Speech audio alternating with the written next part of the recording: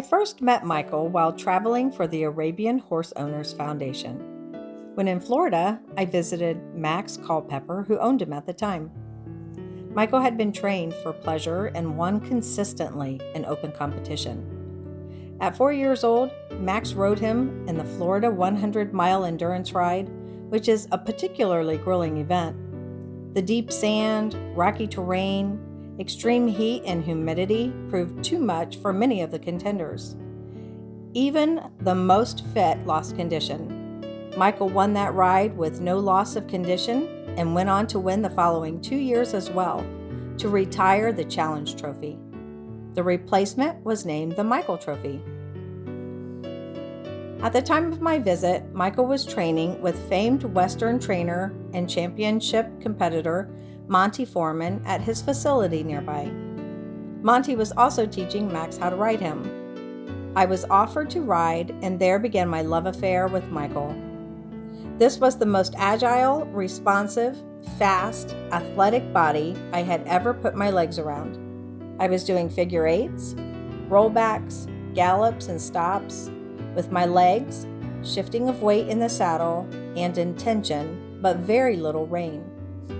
I grew up on the backs of my dad's horses, usually bareback and a halter, using my legs and feel to communicate.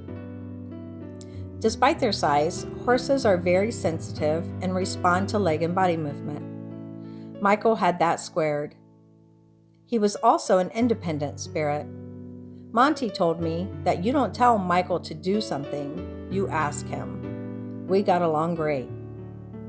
Monty was showing him in open competition, and many an owner and trainer who stood at the rail to scoff at an Arabian attempting to ever better a quarter horse had to tip their hats as Michael repeatedly took the championships. When Max had to sell Michael, I was back in Maryland helping plan a program for the launch of Arabian racing. I bought him and put him into race training. He lost but one race to Ophir by a nose when he had the flu. They shouldn't have run him, but needed the horses. Michael bettered that and went on to hold the track record for 2.5 miles. He had not only endurance, but was a true drinker of the wind, ready to go on and on. As his jockey said at the end of the race at Washington Park in Chicago, where Michael was 15 lengths ahead of the second-place horse, he was just hitting his stride and could have gone another 2.5 miles. What heart! And there again, the thoroughbred race trainers were at the rail laughing at any horse that could run twice as far as any they could manage, looking in wonder as those useless little Arabians went around the track and around again to the finish, having suffered no ill effects. Monty asked to take Michael on the road with him. Much as I wanted him home, he was blazing a trail for the breed, and I could not shortchange that potential. Monty was competing in open stock horse competition. He trained and competed with all breeds, but Michael did more winning than with any of the others. Monty said he finally ended up in the black at the end of a season. Michael was always ready.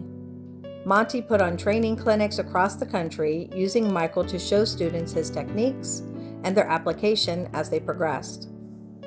Monty had photographed and dissected the movement of horses through their various activities to learn what muscles responded to what movements and to what pressures and movement of the rider's body. Michael's responsiveness offered him the opportunity to display them easily. He videoed Michael's work, but they were destroyed during a rainstorm when Monty accidentally left them in the open window of his trailer. At this point, Michael had traveled so many miles and done so much. A triple champion, endurance, performance, and racing, with yet not one pimple on his legs, and being fit and unblemished as ever, he could have done more. He could easily have been a park horse, had I any interest in going there, which I did not. He could extend for speed or collect for high action, but he no longer liked being trailered and let us know, enough.